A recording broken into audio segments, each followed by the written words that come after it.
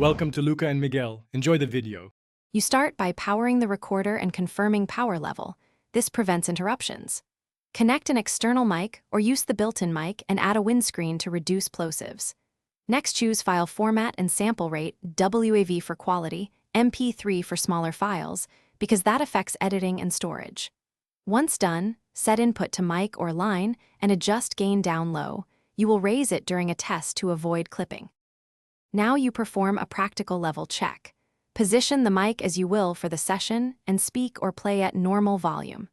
Adjust gain until meters peak around -12 to -6 decibels to keep headroom for transients. This prevents distortion. Make sure headphones are on so you can hear background noise and sibilance, and enable the limiter if sudden spikes occur.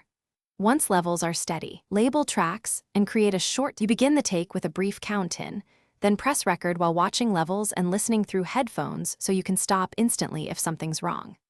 After stopping, play back the file to confirm voice presence, noise floor, and timing, then rename the file for easy retrieval. If you hear clipping, lower gain or move the mic further away.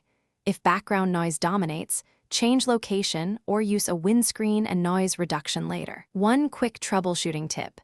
If recordings are missing, check the card.